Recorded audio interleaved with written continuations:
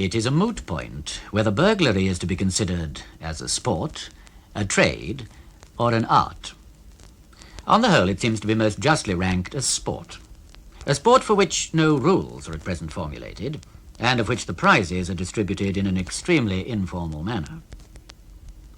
It was this informality of burglary that led to the regrettable extinction of two promising beginners at Hammerpond Park in Sussex.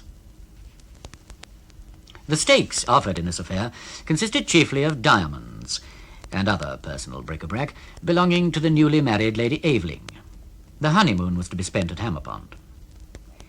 The announcement of these valuable prizes created a considerable sensation in the small circle in which Mr. Teddy Watkins was the undisputed leader, and it was decided that, accompanied by a duly qualified assistant, he should visit the village of Hammerpond in his professional capacity.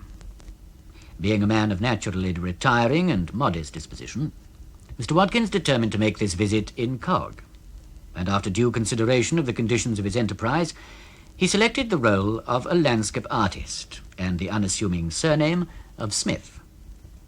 He preceded his assistant, who it was decided should join him only on the last afternoon of his stay at Hammerpond. Mr. Watkins, on his arrival with 2 virgin canvases, a brand-new easel, a paint-box, a portmanteau, an ingenious little ladder made in sections, a crowbar and wire coils, found himself welcomed with effusion and some curiosity by half a dozen other brethren of the brush. "Have you exhibited very much?" said young Pawson in the bar parlour of the Coach and Horses, where Mr. Watkins was skilfully accumulating local information on the night of his arrival. "Oh, very little," said Mr. Watkins. "Here and there." "Academy?" "In course. And at the Crystal Palace." "Oh, did they hang you well?" said Pawson. "Don't rot," said Mr. Watkins. "I don't like it." "I mean, did they put you in a good place?"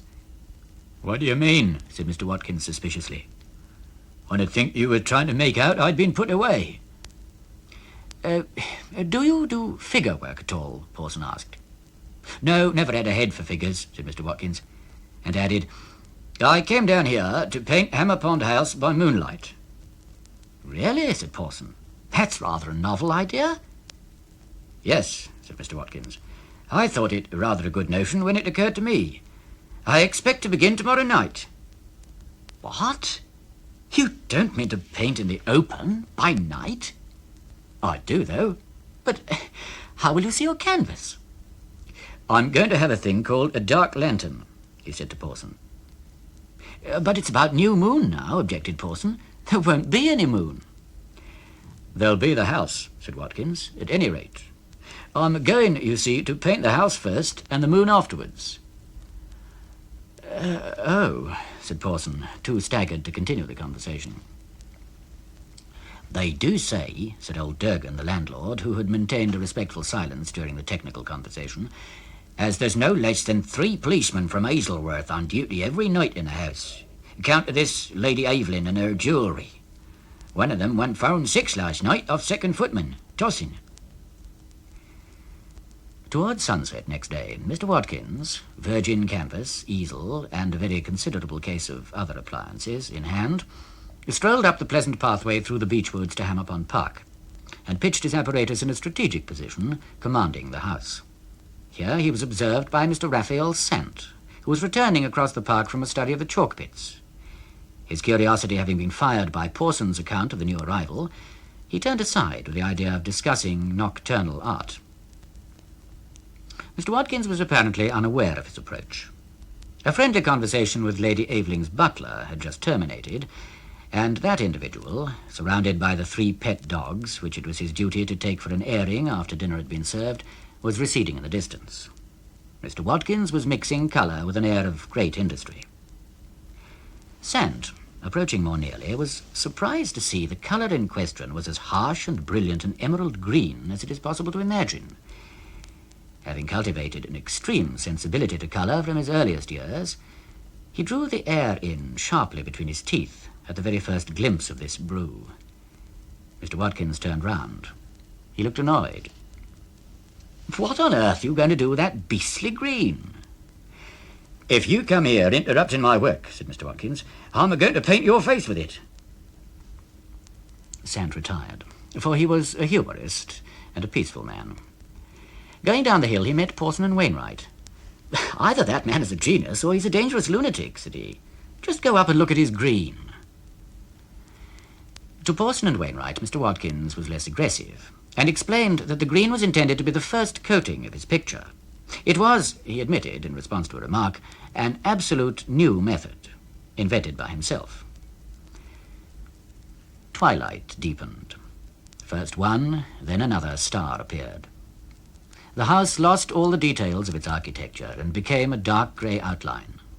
And then the windows of the salon shone out brilliantly. The conservatory was lighted up, and here and there a bedroom window burnt yellow. Had anyone approached the easel in the park, it would have been found deserted. One brief, uncivil word in brilliant green sullied the purity of its canvas. Mr. Watkins was busy in the shrubbery with his assistant Jim, who had discreetly joined him from the carriage drive.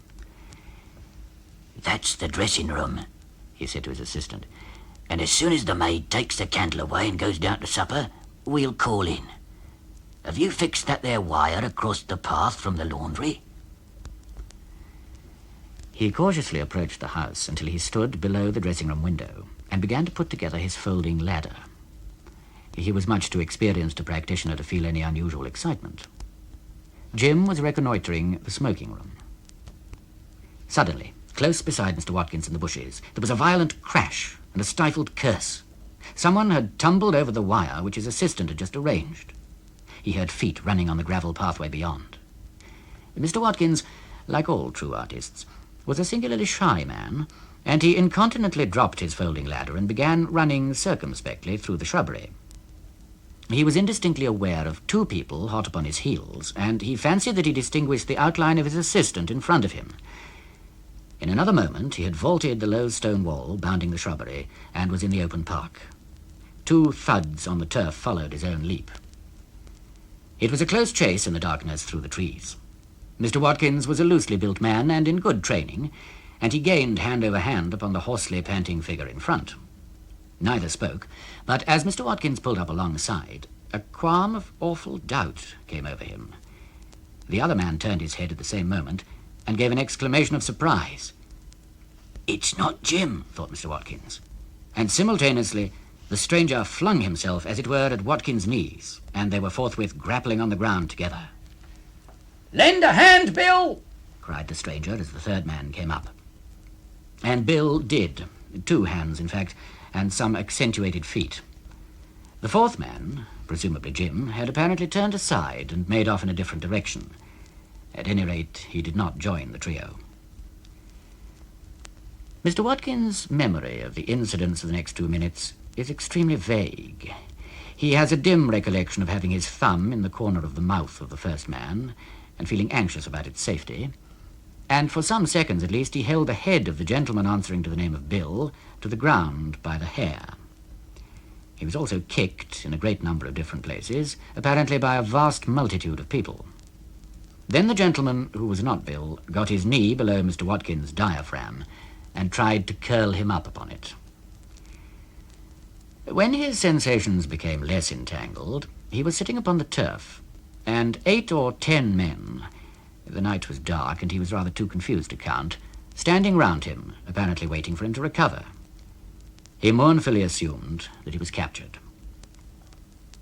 But he noticed very quickly that his wrists were not handcuffed, and then a flask of brandy was put in his hands. This touched him a little. It was such unexpected kindness. "He's a-coming round," said a voice which he fancied as belonging to the Hammer Pond second footman. We've got them, sir, both of them," said the Hammer Pond butler, the man who had handed him the flask. "Thanks to you." No one answered this remark, yet he failed to see how it applied to him. "He's fair dazed," said a strange voice. "The villain's half murdered him." Mr. Teddy Watkins decided to remain fair dazed until he did better grasp of the situation. He perceived that 2 of the black figures round him stood side by side with a dejected air, and there was something in the carriage of their shoulders that suggested to his experienced eye hands that were bound together. 2. In a flash, he rose to his position.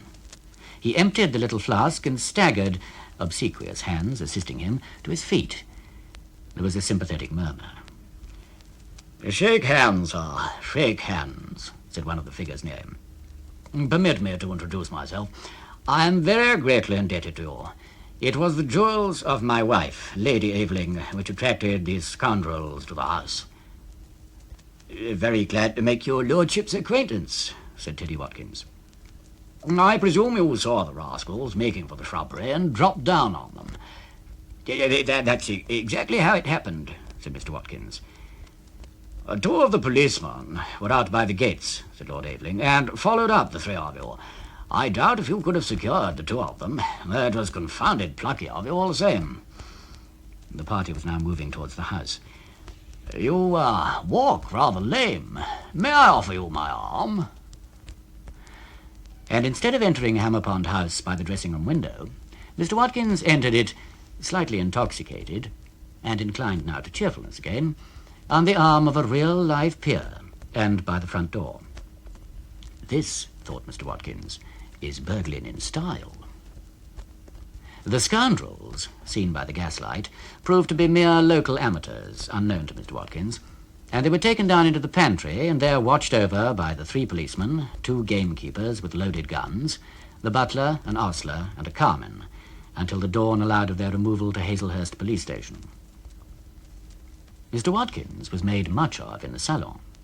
They devoted a sofa to him, and would not hear of a return to the village that night.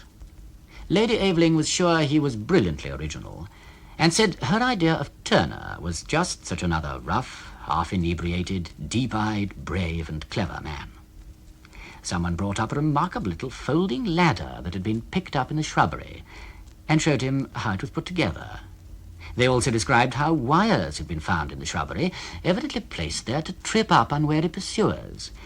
It was lucky he had escaped these snares.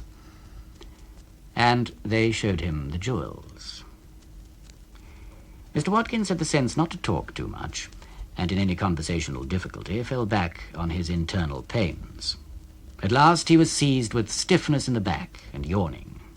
Everyone suddenly awoke to the fact that it was a shame to keep him talking after his affray, so he retired early to his room, the little red room next to Lord Aveling's suite. The dawn found a deserted easel bearing a canvas with a green inscription in Hammerpond Park, and it found Hammerpond House in commotion. But if the dawn found Mr. Teddy Watkins and the Aveling diamonds, it did not communicate the information to the police.